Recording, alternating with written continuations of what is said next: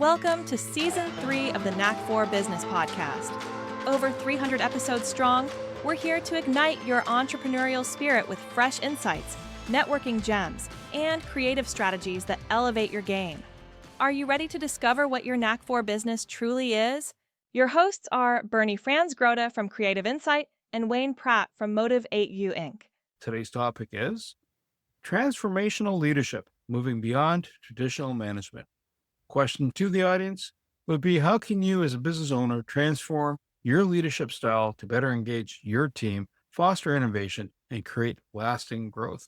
That's what our guest is all about today, Reynald Labelle.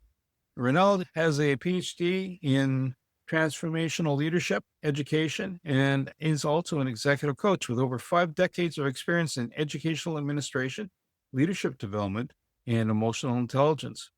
Throughout his distinguished career, Dr. Labelle has served as Deputy Director General of a school board with over 20,000 students, a university lecturer with over 21 years, and a leadership coach with over 1,000 hours of executive coaching under his belt. Certified in the Leadership Circle, Emotional Intelligence, and Integral Coaching, he's worked with leaders across government, education, and non-for-profits, guiding them to embrace innovation, collaboration, and personal transformation for lasting impact. Reynald, welcome to the podcast. Thank you for this invitation. Tell us, I understand you have a book that came out just recently. Where can we find it, and what is the name of the book? The name of the book in French is Less Management and More Leadership, More Transformational Leadership. That's the aim of the book. It's not a translation, I would say, like a synthesis of a more extended work from English work by Henderson and Adams calling Mastering Leadership. And there was also a translation in French, more extensive, like word to word from the English. But I found that this translation was a little bit too complicated for introducing this to the people I met. During the COVID, I had this objective to make something more accessible to a larger public of leaders. In French, the essential is there, but there's some more aspects more specified in the original works of the authors.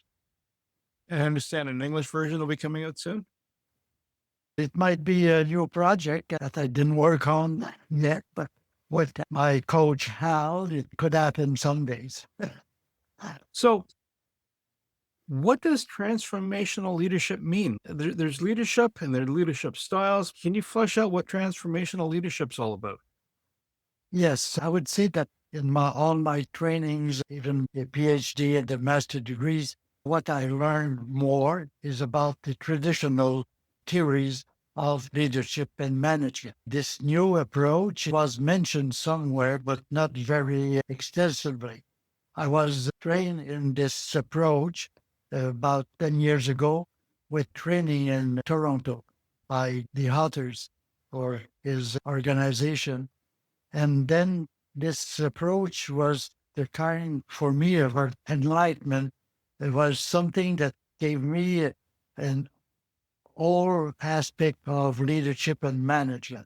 So I can make now the difference between the two, which is not always made in books and different trainings. Management, traditional style, is mainly based on exterior factors in organizations or in societies, like laws, politics, control strategies to realize efficiency. It is based on how to do things. Transformational leadership is based primarily on interior factors of each leader or each person. It is focused on the potential of each person, which potential is developing gradually in steps or stages. And this approach is mainly based on the recent research by psychological development person and also on the neuroscientific researches. This is the base that put in the focus on the person. because the observations of these researchers is that the traditional approach, the approaches that didn't give the results we are expected. They're a kind of failure because they are based mainly on the rational approach. The rational approach has certainly a good and a good place and a good contribution to knowledge, but it gives only a part of reality. There's another part of reality not considered in traditional leadership.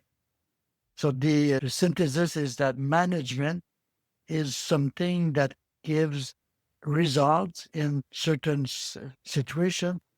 It cannot be put away, not at all, but it generates more control, more and more micromanagement, more and more ignorance of the emotional well-being of employees. And it does not appreciate the real contribution and the unique contribution to every people. So the emphasis is rather on conformity and resistance to change and innovation. Basically, in essence, we're not machines. People are individuals. And it's almost like having a garden. Not everything grows at the same rate. Some needs more water, some needs more nutrients. Yeah, it's related to this organic approaches of organizations rather as the mechanical approaches. So the leadership, in the opposite of the management I described, is the ability to influence other people, the ability to develop inner security, inner capacities of self-reflection, capacities to understand their emotional aspect of their person so they can be more listening to these factors in themselves and in their collaborators. Last 10 years or so, I've heard a lot more talk about emotional intelligence. Can you please tell us what emotional intelligence is? So, as I said, relational management is on the rationality, on cognitive aspects of the person. But we have to also observe that there is other aspects in and consideration of the person. We cannot consider, we have to consider the physical aspects, the somatic aspects, which is an important part. If you neglect this part, you can not go very far or very long in your trip. But the emotional aspects is all what is, how do I resent or how do I feel in situation with one person or another. The traditional approaches say this does not exist because it's not quantified. We cannot measure the emotions the same way as we can measure money or anything material. Okay? So the emotional intelligence is this capacity to first admit that you have emotions and be able to translate them, to express them, to give a name to their emotions. Am I stressed? Am I happy? Am I aggressive? Am I everything like that? So this first step is to be conscious of that. The second step is to express this to somebody, but also to other people. Because if I don't express these emotions, there's some things that they don't know, that they cannot consider. If I do that in a good adapted way, it will influence the relations. The relations will not be the same after the leader expressed his emotion. So after that, with this aspect, new aspect, who gives new informations, it can be taken in account when you have to take a decision. That when you take a decision, it might be rational, very sequential, very precise, very quantified.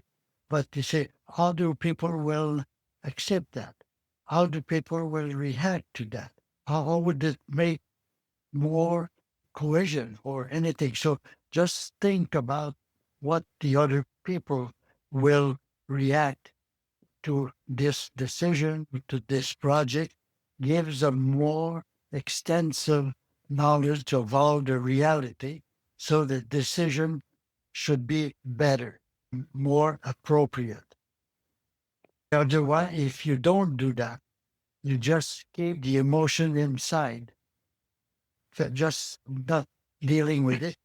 And if you do that as a leader or as a person, it gets their roots of all depressions, of all the stresses, of all conflicts and everything. So that's the main objective, to consider this aspect here different in the leadership, transformational leadership. But there's also the more comprehensive understanding of the person. There is also the ethical aspects. We have relation, but the ethical aspects goes to values. What are your values? What are the values we are dealing with in this decision, in this situation? If the values are clear and are very cohesive and coherent with all the setting, you should have a better decision. And the last aspect, some people would say it's the spiritual aspect, which is not always well understood by many people in our days. But I would say the aspect is, why do we do that? Not the quantify objective, but the real reason that we do that. What makes sense? How will people catch the sense that we are dealing with if we make it decisions? That's the holistic approach in the transformational leadership. So when you're engaging a business, someone says, "Hi, I'm having problems. There's friction amongst the team, friction amongst the customers with different touch points. If things aren't going smooth or they're not growing, like status quo, they're not evolving into the next generation." How do you take a company and say, "Listen, this is what you got to do. What are the steps for changing up that process for them?" You might start out with the C-suite or upper management and work your way down. But how do you shift that culture inside that business? It's a long process, but it's available to everybody. The first step is to be aware of something's not going well in our, let's say, organization. But what is not going well? People are sickly, people are leaving the organizations. There's lots of conflicts between teams, behaviors like that. This is the first manifestation of something that's adequate when you compare your organization to others in the same area. You notice a difference. So there's an awareness of something not going well and the will to get all these behaviors I mentioned are called reactive behaviors. Reactive behaviors because people are reacting to something who is not adequate for them, to something who does not respond to their fundamental needs. So they have inadequate behavior. And it tends to be vicious circle repeating itself. So when there's awareness of that and a will to do better, to reach another level, the way to do that is effectively to make first an personal transformation. It's impossible to transform other people or other organizations if you don't transform something in yourself. So the leader who wants to be transformational, to be open to his own, to be open to look what in himself is generating maybe the behaviors I just mentioned before. The leader has this courage to look in the mirror and see himself as he is and be able to point the aspects who are not adequate to meet the new expectations of the organization, the people, and even the customers. The example I give is if you want to be in top shape physically, what do you do? You try to have a program, you try to make some exercises. You go to the gym or sports, but you have to do something. You cannot just think about, I want to be in top shape in 2 weeks. Doesn't work this way. If you want that, you go to the gym, you go to make a sport, you have a regular practice of different aspects. Sometimes you work on your cardio, sometimes you work on your strength, sometimes you work on other. It's the same thing with transformational leadership to become that. So there's the model says that the targets you have to deal with if you want to develop a real transformable leadership. And the beauty of this model for me is that you have to work on many aspects at the same time. If you want a good physical shape, you have to work on your nutrition program. You have to look on your sleeping hours. You have to look on your relations with your people around you and your family. So it's something extensive. And it works like it's the systemic approach that there's all parts of the system are contributing to the wellness of the system. So if you want transformational leadership, the five main aspects where the model has identified after many years of experience and research. This first is relation. Clear, it's unanimous in the community that all relations are very important and different aspects. And relation is subdivided in 7 sub-competencies. Everything relation, everything regarding to your own equilibrium, your own personal way of dealing with everything and how a right dose, the right aspect of everything. And the third is how can you manifest this? How your authenticity will be perceived by your followers, your team. So everything was corresponding and very, you see, that we say something and we do what we say. There's something with coherent. And when there's something not, you have the courage to express that. You have to deal with the aspects who are conflictual, but just to make them clear and have a solution.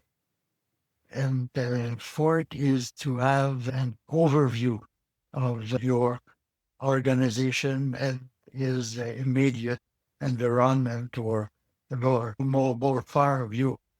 You have this also is a cognitive capacities to look at all parts as something working together and not have separate analysis without considering the others. Finally, is to have performance. We have to reach some goals. We have to realize something with different aspects and have the right direction, have maintained the direction you gave at the beginning, even if there is some difficulty to realize that. So those 5 aspects are essential. Making a recipe or a cake or anything else, not only one ingredient who is necessary if you want to have a good one. All the ingredients are essential. And different parts. You you don't put 5 cups of milk in 1 cup of flour. You have to have the right doses. So transformational leadership is like that, working all together. But in the training, you don't do everything at the same time. We're expecting that it will result in something in 5 days. I call that also the microwave approach. It's not a microwave approach, something longer. That's the way they work. But this is long, maybe difficult for some people because it's all this, what I mentioned, the root of that is the self-esteem, the self-consideration, the self-security of the leader. If he is not confident in himself, if he is not secure, he will not be able to work on these competencies that I just mentioned. Instead, he will be reacting. If he's not, if he has a fear of his boss, his client, his customers, or his employee, he is insecure. He will feel criticized by his people and will have manifestations of reacting behavior. You mentioned reactive behavior. What are some other forms of behavior? The reactive behaviors were in the model are summarized in 3 fundamental aspects. One reactive behavior is the conformity. We ask and we want and we are secure when we conform, when we are very obedient to all the rules, all the processes, all the culture aspect. This is one category of reaction. The other reaction is the control. The control reaction to have the best result, thinking that the more you control, the more you will reach your objectives or performance, which is absolutely the opposite. And the third is in the middle, where we see that the model is that the reactive is always in the position to what is done, what is proposed. The opposition, this fundamental, is a way that some people will feel more secure because they protect themselves at this time. This is mainly the model. I don't have the picture to illustrate more. So, if someone is starting a business up, in other words, almost a greenfield approach, they might have certain preconceptions coming in, how to work with a team. What's the best way for them to start on the right foot going forward? They have to tweak as they move forward. Not everything is going to be cast in stone because we aren't machines. It's not like I buy a car, I expect a certain performance, and I buy another car, it should have the same performance.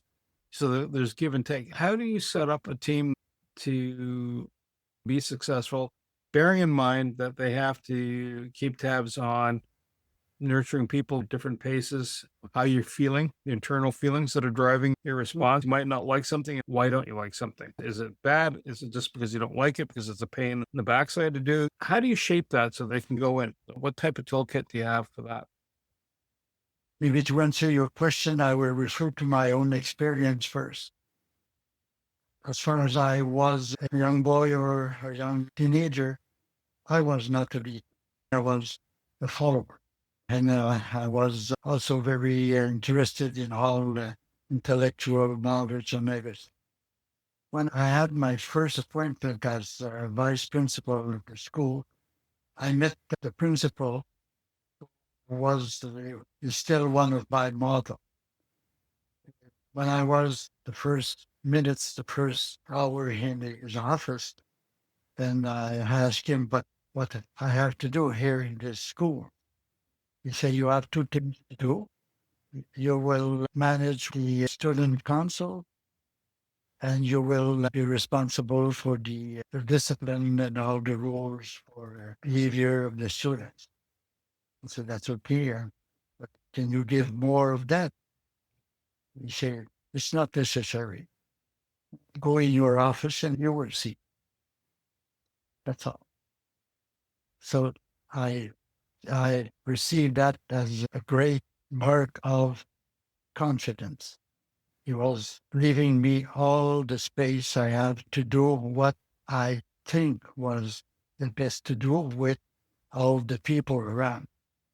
So with this, I started put something in charge. I remember there was only one paper for the bad behaviors of students. It was, let's say, blue, if I remember.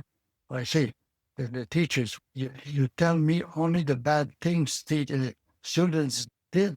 Can you tell me also what they do good? They were never expected that.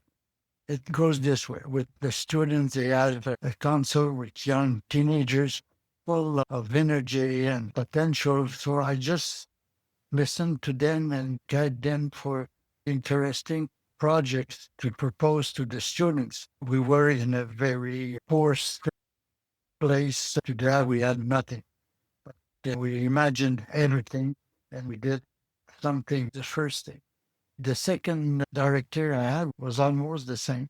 I was in charge of all the pedagogical aspects of the school. So he says, you think your projects, you have the full march that, and he never criticize or reject the project I built with my team. He said, you are the thinker, I'll be the seller. That's just my experience. So what I say first is to a new leader, would say, have confidence in yourself and have confidence in your people also. Give them some guidelines for sure, but very large guidelines, not as in the traditional management approaches of expectations. So it's impossible to deal with that. Have confidence in yourself, put confidence also in your people. The second step, give them all the support they need, all the training they need, all the training they have for you. Have them and with them have practices of reflection, have practices of going of what has happened and how we came together. This is the approach we call experience and research. We do something, it's not perfect, we will be open to errors, but we will correct that, then we will be improving ourselves together. Are there role models who've encouraged you that might encourage our listeners? I didn't understand your question. Role models, people who've encouraged you, people you look up to, people who have said, yeah, they do it well. Yes, I can have examples of people who are very proud to make these realizations, to have this confidence. It's a continuous process. It's not something that you do once and then you forget it. It's something that is always considered improving, reacting, improving, coming back without with the great respect and confidence to the other people and without personal advantages that you are looking for. If a leader is acting to be the next, have the next best promotion in his organization and is drawing everything to put himself better than others, it doesn't work. People will feel that and will not collaborate with this kind of leader. Quick question here. If someone says, I want to transform the business for whatever reason, either they're starting out in Plainfield or they realize the road's a bit rocky, how long would it take them, let's say with 100 staff, to transition? And if it's 1,000 staff and more, does it take longer? What's that process to take to redirect the ship? We refer with this question to one aspect when we are dealing with the change management. usually possible. We start with a small group as an experiential group who will work with the best leaders you have, the best people who are open to work on something new. It's not usually the best way to have a change like that or a transformation like that in all the people at the same time. So we call that to have a critical build, a critical group of people who are accepting this process of changing and transformation. And this small group will have influence with the leader on all the other people. And there's a curve of accepting changing in the organization. This is quite traditional, but it works this way. It's the best way. Sometimes it's not possible. When we deal with the last COVID, was the, all the people at the same time. It was hard and difficult to do that, and we live all kinds of situations in that. But usually, the best way is to start with smaller group and have this group be after the collective leadership instead of the leadership of only one person. What advice would you give startups? It's a matter of personal relations. I don't think you can sell and have the adoption of this model only by reading or writing something on this leadership. The best is with people to people and interactions with people who will build this transformation. I think so. It refers to the one main aspects what I call relations in the create part of the model. There is a correlation established in the model, which aspect is the best, the highest correlation. It's there's variation in the creative, but altogether, as I mentioned, but always the dealing with relations is the best correlation, the highest correlation with the efficiency, with the performance.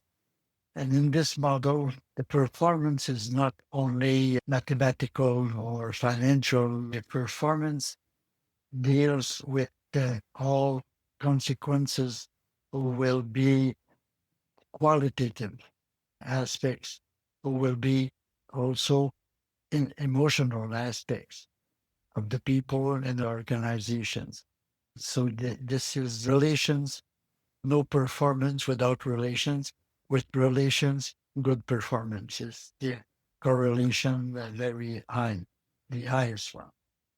In a perfect world, who do you serve best? Who do you like to work with? Oh, I work with all kinds of people. It's my I I like to work with people who have this will at the beginning, who feel that they are motivated to operate these transformation and are able to get a bit aside of the transformational leadership management. But my greatest, I don't see it, I'm sorry, is I think in our world in my country, we are dealing more and more with reactive behaviors. We are reacting with more management, more conformity. So it doesn't go on the right side, in my own opinion. People have to have a great courage to get a little bit aside, rather long distance of these aspects. But when it's your boss who is asking you, who is expecting these behavior, it's hard to comply if you don't want to lose your job. And where do you serve? Is it mostly Canada? Is it North America? Is it the world? I am in Canada, in the region of the capital of Ottawa. I am on the Quebec side, and I work more mainly on this region with the school boards. And now I have, with the last trainings I had on coaching, emotional intelligence, leadership, I worked with people from the public service, government, Canada, or school organizations. I'm teaching mainly at the university for the young teachers who want to become co-directors. So I work mainly with these people. And that's one of the observations I have. These young people have a great ambition and great motivation, and they want to do the best. When they have their first appointment as a vice principal or principal, they find it very hard to apply what they learned at the university because there are all kinds of expectations, bureaucratic expectations. They cannot do what they really want to do. That's the greatest problem that I met right now. If someone wanted to get a hold of you, how do you want them to reach out to you? The phone number is 819-684-2268. My email, I will give you the email. You can reach me at the first one, LABREY at VIDEOTRON.ca. The other one is my Gmail. So it is Reynald Labelle at gmail.com. I want to say thank you to Reynald Labelle, to Wayne Pratt, and you, the Knack for Business listeners. If you want to understand about doing the transformational management and need advice in that space and how to not be a cog in the wheel, reach out to Reynald. He'll have some information for you. To reach the podcast hosts, email them at info@creativeinsight.com or by the website creativeinsight.com, spelled KREATIVINSIGHT.com. To reach Wayne at his email, wayneemotive8uca, that is MOTIVE, the numeral 8 and the letter U.ca, or his website, motive8u.caua. If you would like to be a guest on this podcast and share your knowledge, let us know. We would also appreciate your feedback on the content or format. Check the show notes for more details. For these podcasts, we like to acknowledge the support, and thanks to the following people: Carl Richards from Podcast Solutions Made Simple, a renowned podcast expert; Fred Crouch, who is the Property Wizard podcaster, where Bernie is a co-host; Jovan Stricka from Ahai, a co-working space that is more than just a space; then Melanie Weber, Bernie's invaluable business partner; and Wayne Pratt from Motive8U Inc., who serves as both a coach and co-host of these podcasts. Disclaimer: please note that the Knack for Business podcast episodes are meant solely for educational and general informational purposes. The information and opinions contained within are not intended to be professional advice on any subject matter. The thoughts, views, and opinions expressed by the participants are their own personal beliefs and do not represent the views of the podcast hosts or any affiliated organizations. It is important to note that this podcast is not a replacement for consulting with certified experts in your area who possess knowledge of your unique situation. The hosts of the podcast, along with any participants or affiliated groups, do not take responsibility for any actions taken or not taken based on the information presented in this episode. It is highly recommended that individuals seek guidance from their own personal advisors in fields such as accounting, law, or other pertinent areas prior to undertaking any actions or making decisions that may impact their financial, legal, or other aspects of life.